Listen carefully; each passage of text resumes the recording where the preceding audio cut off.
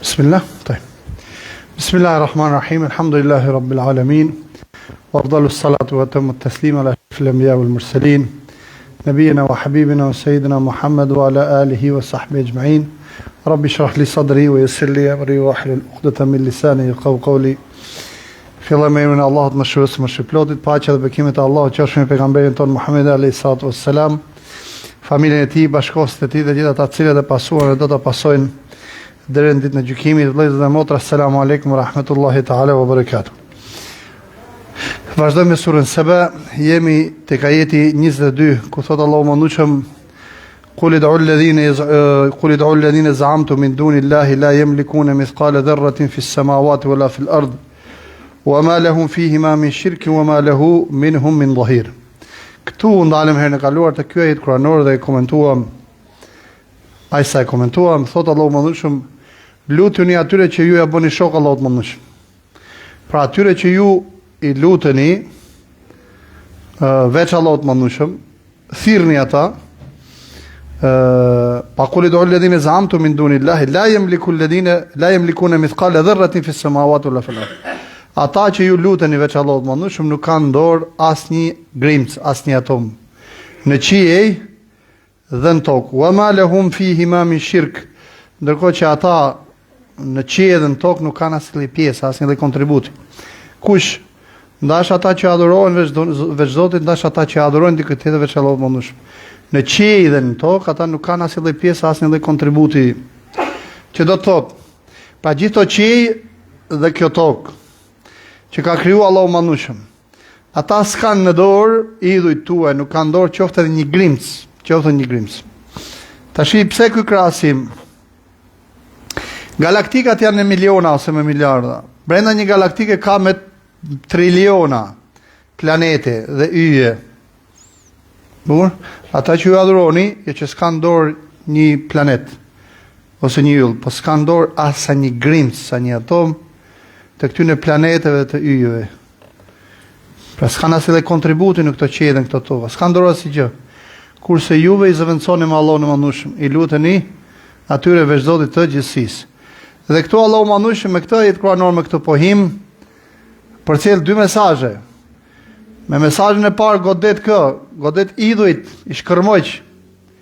Po njëkohësisht nxjerrin pa dhe budallëkun atyre që i lutën dikujt tjetër veç Allahut mëndueshëm, po njëkohësisht përcjell mesazhin e madhështisë Allahut mëndueshëm.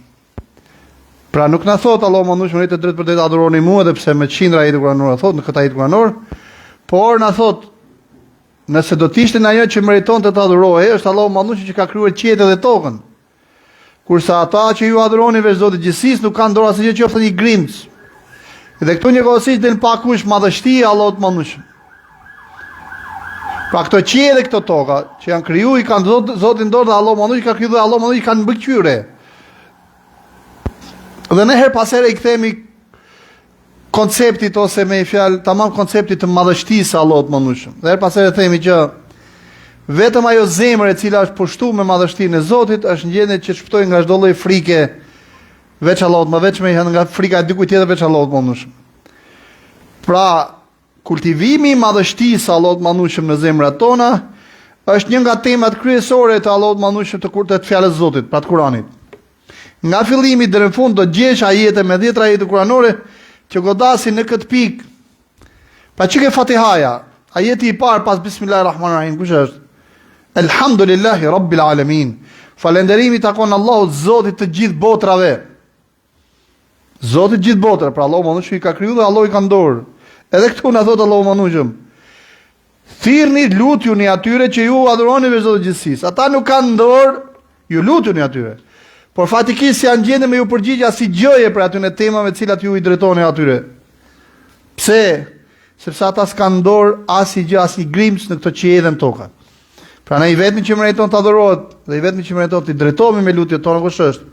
Është Allahu mëndueshëm. Dhe kjo, jo se Allahu mëndueshëm ka nevojë për lutjet tona. Kujdes. Me shirkun ose me shokvurin ndaj Zotit nuk humb Allahu mëndueshëm asgjë. I vetmi që humb kush është? Është njeriu.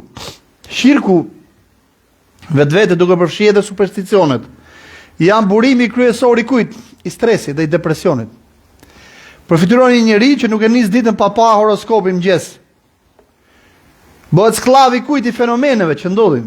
I macës zez, i qenit ngordhur, i ditës martë, i ditës mërkur, i ditës sente, mos qep ndark të natën e mërkurës se është keq, mos qep natën e premtes se është keq, ndodhe kjo, ndodhen ajo.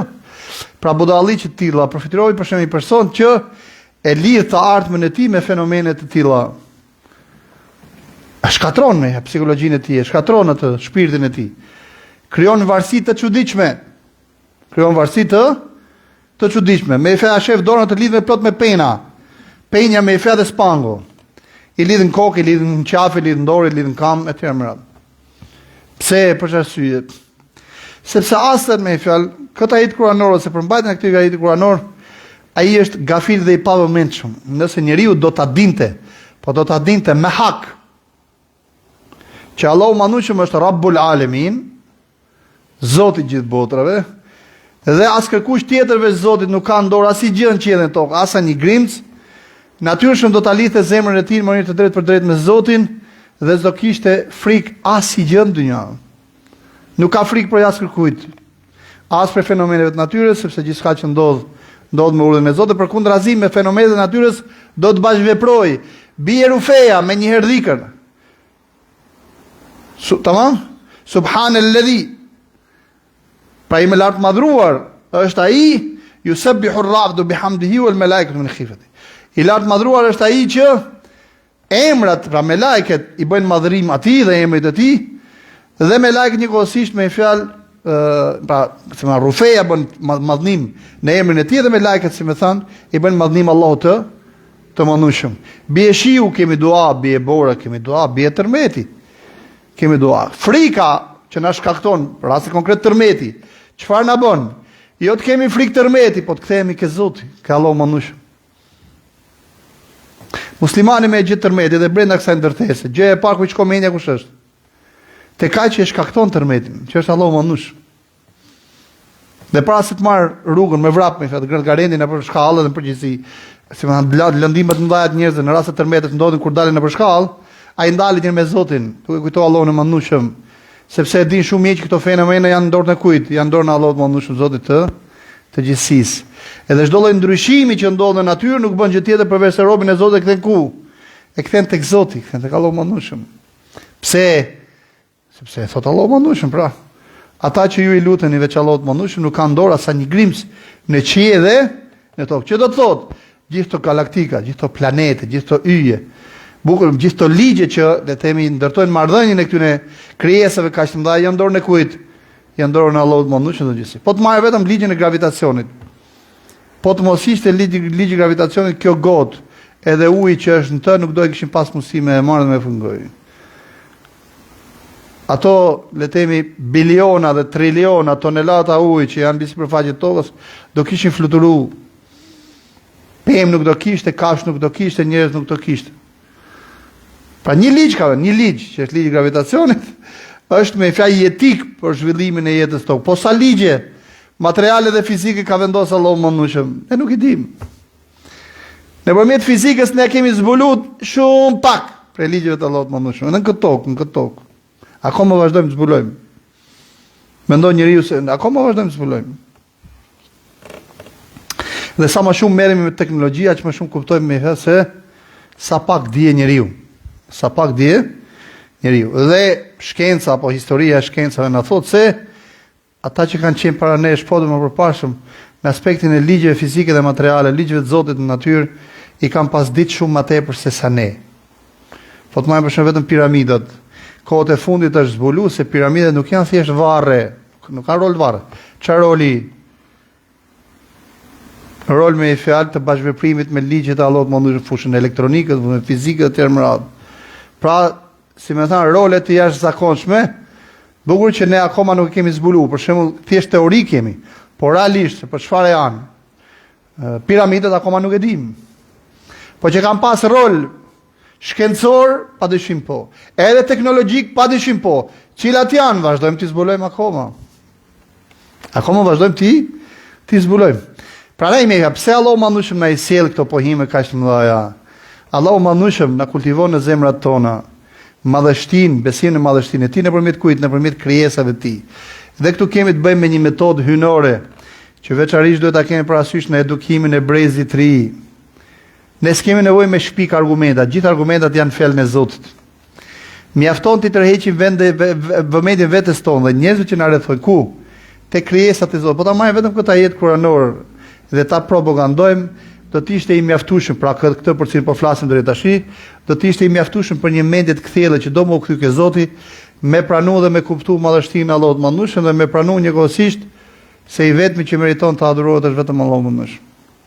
Po t'ja marrësh këtë ajet kuranor dhe ti drejtohesh atij që shkon tek varret, e shkon nëpër male, ma e malesh e ma e kodrash duke adhuruar tjetër kënd veç Allahut mëndshëm, dhe t'ja shpjegosh këtë ajet kuranor. Dhe ti thua që ata që ju i luteni veç Allahut mëndshëm, pra idhujt, të gjallë dhe të vdekur që ju i luteni atyre, nuk kanë dorë as sa një atom në këto qiej dhe në këto tokë. Dhe këto qiej dhe këto tokë i ka kriju Allahu mëndshëm, Zoti i gjithësisë. Dhe ai ka dorë dhe ai menaxhon. Do të mjaftonte kjo për mendjen e shëndosh njerëzore për të kthyer tek Zoti i gjithësisë. Por fatikisht shumë pak njerëzit meditojnë. Dhe kjo është një nga problemet kryesore të aktualitetit. Dhe veçanërisht ky telefoni, për fat edhe të mirë edhe të keq që ne kemi, një nga damet, pra pasojat negative, se normalisht efektet pozitive janë shumë. Një nga pasojat negative të telefonit është se e angazhon pa mas mendjen njerëzore edhe pak i le kohë vetes njeriu me meditu. Pak i le kohë vetes njeriu me meditu. Dhe ky e vret meditimin, nëse s'do të jemi të kujdesshëm, e vret meditimin. Bukur po dal ngadalë drogon edhe aftësinë e mendjes për të medituar, për të thelluar. Përfitojmë shumë informacioni i gatshëm. I gatshëm informacioni. Është shumë i damshëm. Mendja me nuk futet në punë. Mi po zgjidhjet e gatshme a gjithmonë janë të përshtatshme? Pse ne ka dhënë Allahu mëndshëm mendjen? Sepse çdo sprovë që çdo kush që ka problemin e posaçëm të tij, është problemi i tij. Atëherë çka duhet bëjë? Bashkëpunoj me shkaqet dhe njëkohësisht i drejtohet Allahu mëndshëm që ta ndihmojë. Jo gjitha zgjidhjet i gjejmë këtu. Mirë po, duke ushqyer vazhdimisht mendjen vetëm me këtë, harojmë të meditojmë dhe shumë probleme me fjalë nuk marrin zgjidhjen e duhur. Edhe një herë theksoj, kjo metodë hyjnore kuranore nga fillimi deri në fund është shumë e sofistikuar që e lartëson mendjen njerëzore në grada shumë të larta të kujt? Të meditimit, të thellimit, kuptimit, njëkohësisht të bashkëveprimit me natyrën dhe fenomenet e natyrës që i ka krijuar Allahu mëndshëm dhe lartësohet në grada shumë të larta të kujt? Të marrëdhënie me ligjet e Allahut mëndshëm dhe mbi gjitha lartësohet në grada të larta të kujt? Të besimit në madhështinë e Zotit nëpërmjet krijesave të Zotit. Nëpërmjet krijesave të Allahut mëndshëm. Dalim edhe një herë në Gaza. Arsyeja kryesore sepse ata njerëz vazhdojnë të rezistojnë është besimi i tyre te ky ajet kuranor. Besimi i tyre se as kërkush nuk ka në dorë në këtë dynja, në këto qiell dhe në tokë. As sa një grims, as gjë s'ka në dorë, as sa një grims veç Allahut mëndshëm. Që do të thotë mesazhi tjetër, asgjë nuk mund të ndodhë përderisa as kërkush s'ka në dorë as sa një grims prej qiellve dhe tokës, sa një i planet që jo. Se mund të thush në këto miliarda, galaktika dhe triliarda ose triliona me fjalë, planete dhe yje, s'ka vlen dikush me fjalë mund të ketë një, mund të jetë ai pronari dhe krijuesi i një planeti. Thot Allahu mëndshëm, jo planete që jo, apo yje që jo. As grims nuk kanë dorë. Por edhe nuk kanë dorë me fjalë që të veprojnë asgjë, gjithçka që ndodh me lejen e Zotit. Përfitoro po ta besosh thellë këtë ajet kuranor, arrin në atë madhështi, besimi, yaqini, siguria dhe qëndrueshmërie që kanë arritur edhe ata njerëz. Kujdes, atë lloj qëndrueshmërie nuk vjen kot, është pikërisht kjo lloj bindje, kjo lloj njohje Allahut mëndshëm, dhe kjo lloj sigurie që jep mundësi me fjalë njeriu të ketë këtë lloj force dhe qëndrueshmërie. Me qenë burr i mirë, me thanë me pretenduar kollaj. Burr, burrnia vjen si pasojë kujt? Burrnia e vërtet, si pasojë e imanit dhe sigurisë në Allahun e mëndshëm. Pra ne thot Allahu mëndshëm inel mu'minin rijal, ka për besimtarëve burra, që besimtar, mu'minin, jo muslimin, mu'minin. Burra. Nga kanë ardhur këta burra, kanë ardhur nga si pasojë kujt? E sigurisë në Allahun e mëndshëm, që vjen si pasojë dhe fryti kujt? I kësaj njohje. Në këtë lloj forme kanë shfrytzuar ata Kur'anin dhe informacion që ka zbritur Allahu mëndshëm në Kur'an, mbi gjitha për të njohur kë Allahun e mëndshëm. Dhe kujdes, Kur'ani para se të na mësoj ne detajet sipërfaqësore të praktikave fetare, që dhe këto ka rëndësi, na mëson këtë lloj marrëdhënie me Allahun e Mëndshëm, këtë lloj njohje me Allahun e Mëndshëm. Detajet e fesë mësohen shumë kollajt. Praktikimi i kësaj bindje ose arritja e kësaj bindje kërkon realisht me fjalë punë dhe kërkon terbijet, kërkon edukim dhe e gjitha vjen si pasojë kujt, si pasojë njohjes së Allahut Mëndshëm nëpërmjet kësaj metode hynore kuranore e cila është në Kur'an këtu e 1500 vjet, thjesht duhet faktorizu veçarisht në ditët tona dhe veçarisht në edukimin e brezit të ri. Diku është kriju kjo lloj modeli nëpërmjet kësaj metode dhe kjo dikuja është atje në Gaza, që i lutemi Allahut Mëndshëm së shpejti të dëgjojmë fjalë bukura dhe të mira. Allahu a lehtësoft aty ku janë. Eftara ala Allahi kadhiban am bihi jinna bal alladhina la yu'minuna bil akhirati fil adhabi wad dalal al ba'id. Pra ata me fjalë hedhin trillime, hedhin akuza, çfarë thon për pejgamberin alayhis salam? Eftara ala Allahi kadhiba. Mos valla ai ka shpif gënjeshtër ndaj Allahut Mëndshëm. Embihi gjinne, pra i sjell Allahu Mëndshëm edhe edhe akuzat e tyre i sjell në Kur'an. Pse? Për t'i çmontu. Shiko se sa durimtar është Allahu Mëndshëm me robët e vet. Njëkohësisht sa i mençëm është Zoti. I merr dhe i përjetson akuzat e tyre në Kur'an. Për çfarë? Për t'i çmontu.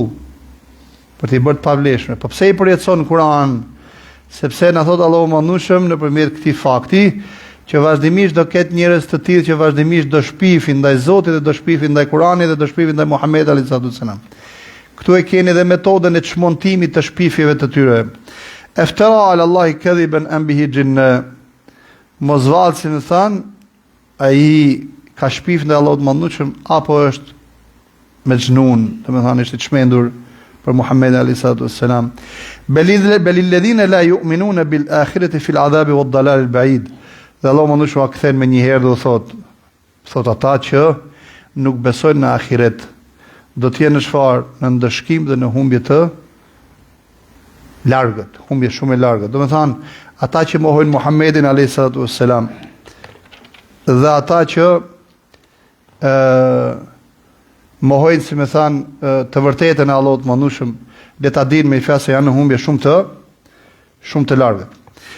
Afalam yarau ila ma bayna aydihim wa ma khalfahum min as-sama'i wal ard. A nuk e kanë pa atë, pra ata, si më thanë, nuk shikojnë ila ma bayna aydihim wa ma khalfahum min as-sama'i wal ard. Pra mrekullinë e Allahut Mëndshëm në qiell edhe në tokë, pra atë çka në mes duarve të tyre dhe ata çka pas tyre. Inna sha nakhsif bihim al-ardha aw nusqit alayhim min kisafan min as-sama. Nëse duam, thot Allahu Mëndshëm, ne e çajm tokën dhe i përpijm me tokë, aw nusqit alayhim kisafan min as-sama, apo tu zbresim mbi kokat e tyre një copë prej qiellit. Inna fi dhalika la ayatan li kulli 'abdin munib. Me të vërtetë në të ka argument për çdo rob që di me u kthy tek Allahu i Mëndshëm. Dhe këtu na përcjell një mesazh Allahu Mëndshëm që ata që dinë me u kthy ke Zoti, dinë me u kthy tek Allahu Mëndshëm. Allahu Mëndshëm ju çel çfarë? Ju çel dritë i imani akoma më tepër, do azhiron besimin e tyre, do azhiron, si më thanë, mirësinë e nimetin e lidhje me Zotin gjithësisë. Wa laqad atena Dawuda minna fadla. Dhe ne i dham Davudit prej nesh mirësi. Cila është kjo mirësi? Ja jibalu awibi ma'ahu wat-tayr. O male, kthehuni tek Zoti bashkë me të. Njëkohësisht me fjalë thotë edhe zogjve wa alanna lahu al-hadid, ne ati jazbutëm hekurin.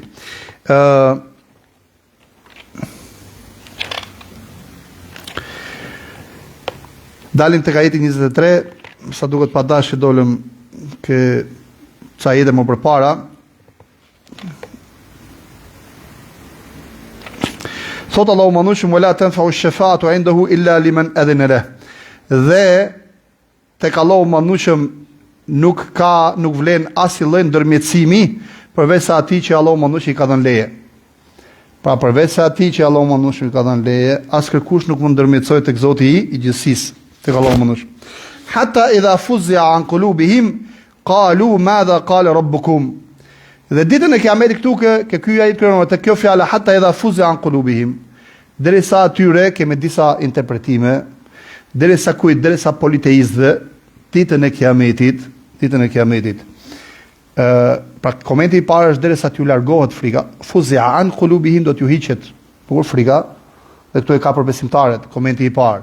Komenti i dytë, derisa t'ju hiqet kush, derisa t'ju trishtohen zemrat politeistëve, qalu madha qala rabbukum, me njëherë do të pyesin, ose ato do të pyesin, do të pyeten nga me lajket. Çfarë tha Zoti juaj? Pra bëhet fjalë për revelatën hynore, qalul haq. Dhe këtu politeistët ditën e Kiametit kur të shikojnë të vërtetën me sy, do ta shikojnë të vërtetën me sy. Dhe do të pyeten, po çfarë tha Zoti juaj?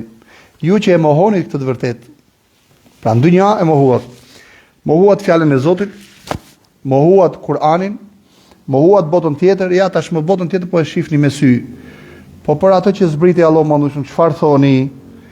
Tashmë ato që kishin mohuar në këtë dynja, kishin mohuar në këtë botë, që është e vërteta e pejgamberit dhe e vërteta e Kur'anit, do të thonë, këta do të detyrohen të thonë qalul haq. Allahu mandushëm ka thënë të vërtetën. Allahu mandushëm ka thënë të vërtetën. Dhe faktikisht këtë gjendje që të gjithë pa përjashtim do ta kalojnë, do ta përjetojnë. Edhe besimtarët, edhe pa besimtarët. Edhe besimtarët, madje na thot Kur'ani, fjala e Zotit, çdo njëri prej nesh do të kalojë pranë zjarrit të xhenemit. Wa minkum illa wariduha. Dhe çdo njëri prej jush çfarë do kalojë pranë zjarrit të xhenemit. Do e shohim me sy. Madje që në varr do ta shohim me sy vendin tonë në xhennet dhe vendin tonë në xhenem. Sepse na thot pejgamberi alayhis salam, varri është ose kopsh për kopshtëve të xhennetit ose grop për gropave të zjarrit. Dhe inshallah Zoti gjithëve na bën që kohë varri jon të jetë kopsh për kopsht të xhennetit, do ta kuptojmë se ku jemi.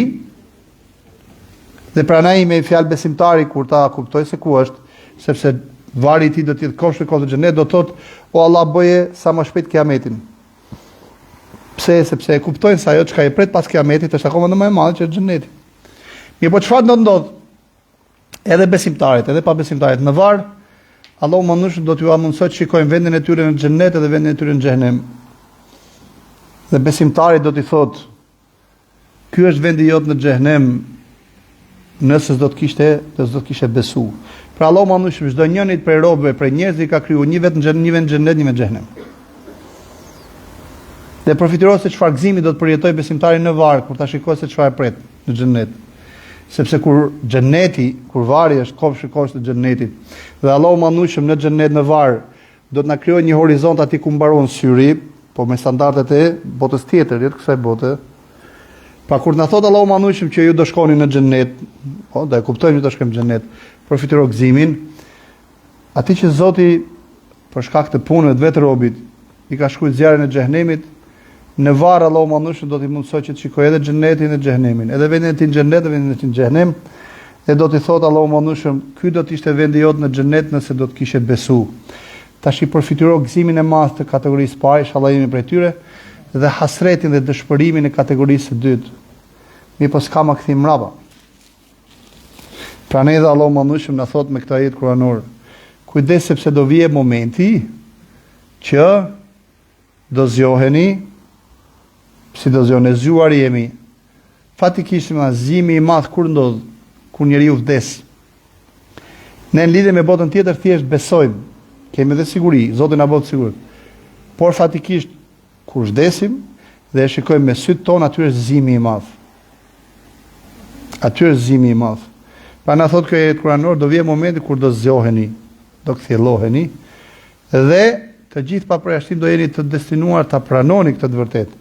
Prandaj më mirë pranojeni sa të jeni gjallë.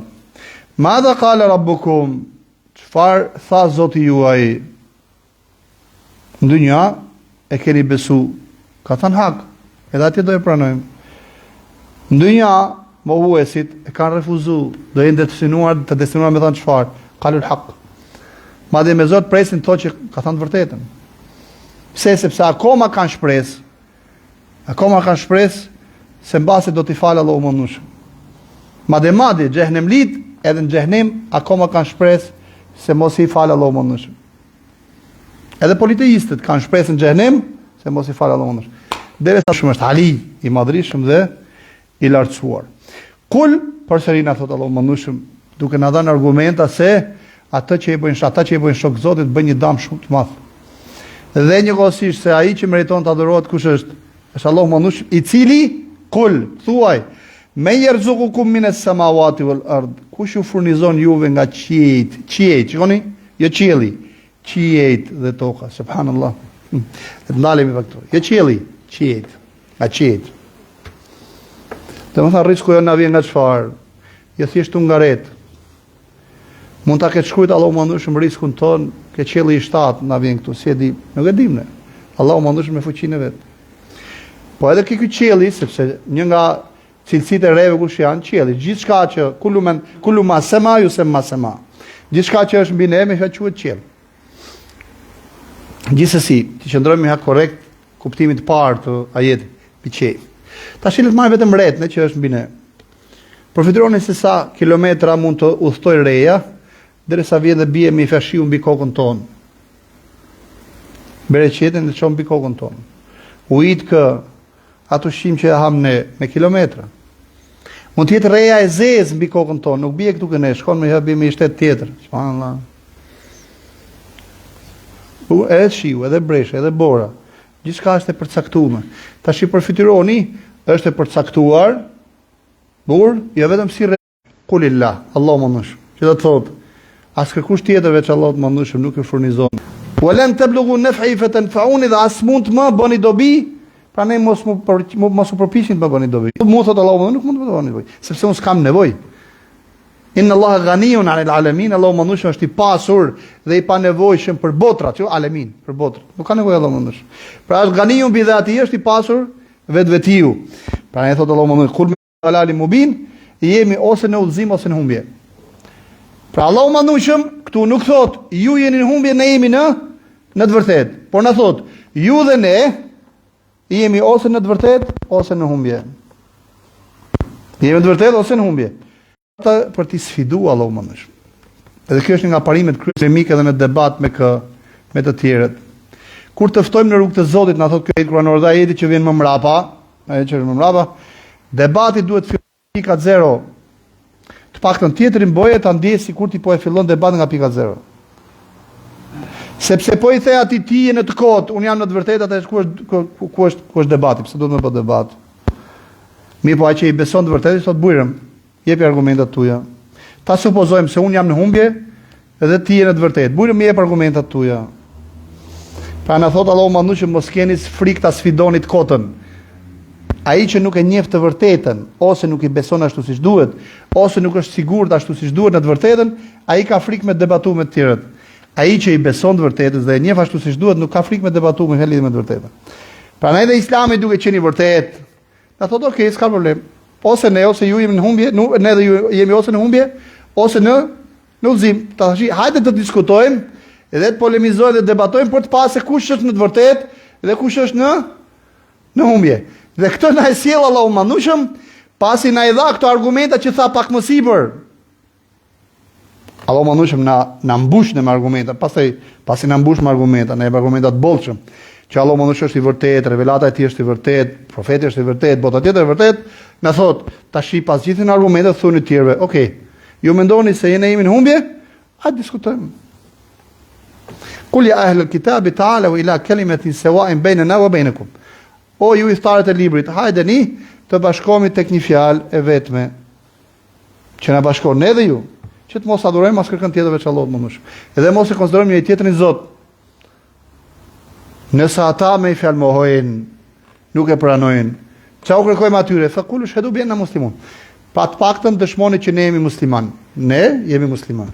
Se kështu i bie që ta deklarojnë çfarë? Tërthorazi që ne jemi në të vërtetë. Tash këtu për ta përmbyll në këtë lloj forme të argumentimit, Allahu mëndueshëm na thot ne, dhe të jemi pak të vëmendshëm. Na thot ne.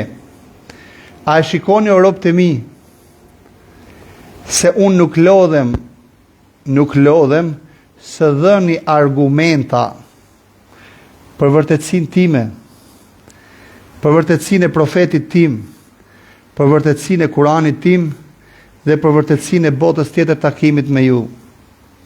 A e shikoni o robët e mi se sa argumenta të bollshëm i japi unë për këto të vërteta, thot kështu duhet veproni dhe ju me mohuesit. Dhe kam përshtypjen tërthore si na thot kjo metodë hynore, asnjëherë s'keni drejt me thënë vallai u kemi dal borxhit njerëzve. Allahu manushim nuk lodhet asnjëherë, po kur i dhe mediton për argumentat që jep Zoti për vërtetësinë e tij, vërtetësinë e revelatës hynore Kur'anit, vërtetësinë e profetit të tij, vërtetësinë e botës tjetër, sa i madhërisëm është Zoti, sa bujar është Zoti, sa i urtë është Zoti, sa durimtar është Zoti, sa i dhimbshëm ndaj krijuesave të tij, ndaj krijesave të tij, sa falës dhe sa mëshirues dhe sa fisnik është Allahu manushim. Sepse nuk ndalet se dhëni argumenta dhe s'dhëni vëmendje, s'dhëni përkushtim ndaj kujt, ndaj krijesave të tij natyrore që e mohojnë Allahun e manushim. Prandaj mos u lodhni dhe ju. Së dhëni argumenta njerëzis për të vërtetën e Zotit, vërtetën e profetit, vërtetën e Kuranit, vërtetën e botës tjetër. Krahun tjetër, kemi një mesazh tjetër shumë të rëndësishëm. Mbi këto argumenta, thot Allahu manushëm, ndërtonja dhe bazën e besimit tuaj në Allahun e manushëm, në revelatën hynore, në Kuran, në botën tjetër dhe në profet. Këto janë argumenta mbi të cilën duhet të ndërtoni besimin tuaj, që të keni 2 fryte ose 3 fryte. Fryti i parë të jeni të qëndrueshëm në rrugën e tuaj të besimit, fryti i dytë të dini me i ftu të tjerët, dhe fryti i tretë të jeni të pa lëkundur në rast të provash. Edhe vetëm një besim në Zot, Kur'an, profet, botën tjetër, që është i ndërtuar mbi këtë lloj argumentash të bollshëm, të qartë, eksplicit, ndriçues, shuajtës të etjes, por dije vetëm ky lloj imani që është i ndërtuar mbi këto argumenta e bën njeriu që të jetë shkam, çelik, i paepun, i palosshëm për hapjen e të vërtetës, i pamërzitshëm, pra nuk mërzitet asnjëherë, së ftuarit të tjerë tek vërteta e Allahut mëndueshëm, dhe i qëndrueshëm dhe i padorëzuar asnjëherë përballë vështirësive që i dalin në këtë rrugë. Edhe këtu e mbyllim me kë për të sjellë ndërmend se çfarë vujtjesh ka pas pejgamberi alayhis salam. Tash i përfitiro, ai ftohtë njerëz në rrugë të Zotit. Në Mekë, duke u falë Qabe, ishte në punën e vet.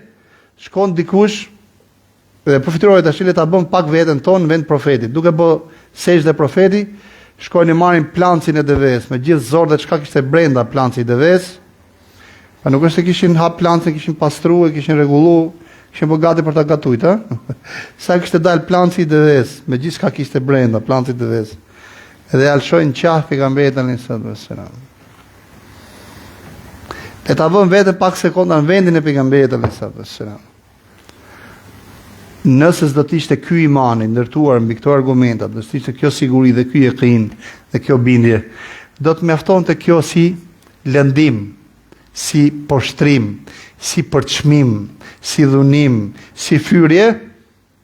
Okej, në të vërtetë jam po e lej më mirë këtë punë se si e ka gjë më. Unë po i ftoj për tek e vërteta, kurse këta më hedhin edhe plancin e devës mbi krye. Nuk e bëri pejgamberi alayhis salam. E prapë këmgullit e ke vërteta, u lo, derisa, kur shliru Meka, 114.000 apo 140.000 sahabe, tha Allahume helbe lakt, Allahume feshed, o Allah e manushëm, e kam transmitu, gjithan e ke transmitu o profet, o Allah të shmo. Po t'ishte tërheq pejgamberi alayhis salam, për shkak të këtyre sprovave, nuk do na kishte ardhur ne, kjo e vërtet edhe ky numër që na ka ardhur sot. Pa përmend këtu se çfarë i bën në betejën e Uhudit, në betejën e Hendekut, dhunime pafunda e pejgamberit alayhis salam, ja vran Xhaxhain, ja vran Farefisin, ja plaçkitën pasurinë, madje kur shkoi dhe çliroi Mekën, s'kishte ku me ndet pejgamberi alayhis salam. I tha no pejgamberi, po shtëpia jote. Tha po pse, tha më ka lënë Akili shtëpi mu, pa djali Xhaxhait vet. Djali Xhaxhait vet ja kishte plaçkit shtëpinë dhe ja kishte rënu, s'm ka lënë Akili shtëpi. Edhe shtëpinë ja kishin marrë pejgamberit. Për hir të kujt, për hir të kësaj rruga, ama se të dashlirosh dynjan ti o buridheut. Pejgamberi kishte një të vërtet, kishte një mision, do të më përcjell. Po shive se gjithë bota është bëkunda o burra, ti tash pejgamberi kishte një të vërtet, duhesh të më përcjell. Ja ayuha rasul, balligh ma unzila ilayka min rabbik, wa in lam taf'al fama ballaghta risalatahu. O ti profet, transmetoja atë që ta ka zbrit Zoti. Edhe nëse ti nuk e bën, dije se nuk e ke realizuar misionin tënd. Edhe kjo pejgamberin alayhisalatu wassalam nuk e lente me flet gjumë, dhe këtë pagjumësi pejgamberi kjo pagjumësi kthehej në kënaqësi dhe i kthehej në forcë. Istaqim wastaqim kama umirta anta wa man taba ma'ak. Dhe qëndro drejt, pa u luhat. Ti dhe ata që besuan me ty ashtu siç e urdhnu. Ja ayyuhal muddathir qum fa'anzir wa rabbaka fakabbir wa thiyabaka fatahhir wa ar-rujza fahjur. Pastaj në fund wala tamnun tastakthir. O ti mbuluar, qum fa'anzir, ngrihu dhe paralemro. Anzir, paralemro. Paralemro për çfarë? Për atë çka i preta njerëzit tek Allahu manushëm. Kur vdes njeriu, thot pejgamberi, men mat faqat qamet qiyamet. Kush vdes për të ka filluar kiameti. Dhe këtu duhet ta kemi mendjen mirë o xhamat, vëllezër dhe motra dhe ata që na ndjekin nëpërmjet rrjeteve sociale. Kur vjen puna këtu duhet jemi shumë të vëmendshëm. Ne na ka nderuar Zoti me këtë iman, me këtë besë, me këtë fe, me këtë adhurim, me besimin në botën tjetër. Ditën e kiametit, njerëzia kur të zgjohemi të gjithë dhe do zgjohemi, realisht do zgjohemi, do e kuptojmë, ka për të pasi gjendje të jashtëzakonshme për ata që s'kan besu. E para ka për qenë trishtim shumë i madh, sepse do ta shikojnë të vërtetën me sy, por njëkohësisht kanë frikë se edhe ne si musliman do të përjetojmë trishtim nëse nuk e kemi realizuar këtë detyrë madhore, që është detyra e ftesës së njerëzve tek Allahu manushëm.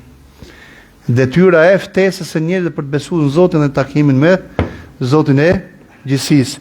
Edhe kjo nuk është me shliru dynjan o xhamat. Kjo është me bë detyrën e thjesht si musliman. Pastaj thot Allahu manushëm në fund, o ti mbuluar, ngrihu dhe paralemro. Dhe Zotin ton madhroje, dhe rrobat e tu i pastroi. Dhe në fund i thot, wala tamnun tastakthir. Dhe ky mund i madh që ti po bën për fenë e Zotit, mos të duket shumë, mos shit mend. Mos shit mend. Mos të duket se je të bën ai gjë të madhe për fenë. Je të net pa flet gjumë për fenë e Zotit, mos të duket shumë. Je duke u lodh për fenë e Zotit, mos të duket shumë. Pse?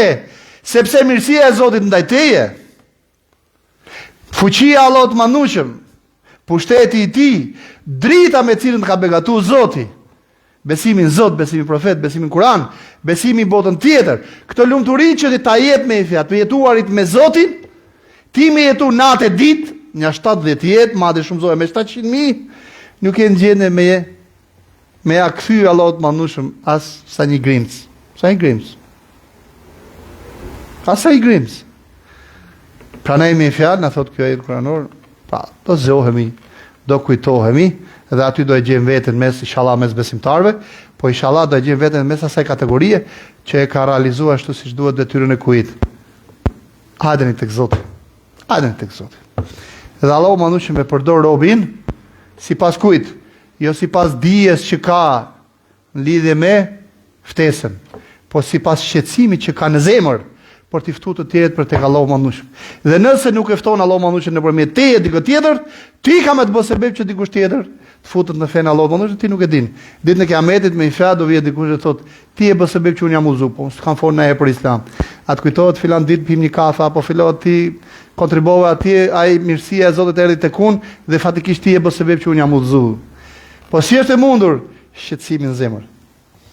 Dhe nëse musliman do ta kemi shqetësim me i ftu njerëz për tek Zoti, Allahu manushëm nuk e çon me hadam këtë shqetësim dhe thot pejgamberi sallallahu alajhi wasallam, la in yahdi Allahu bika rajulan wahidan khairun laka min humr an-na'am aw khairun laka mimma tala'at alayhi ash-shamsu wa gharabat. Nëse Allahu manushëm të bëti sebeb që dikush të drejtohet në rrugë Zotit, kjo është më e mirë për ty se sa gjithë dynja dhe çka brenda. Allahu shpëlbef me të mira. Faleminderit për vëmendjen. Selamun alejkum wa rahmatullahi wa barakatuh.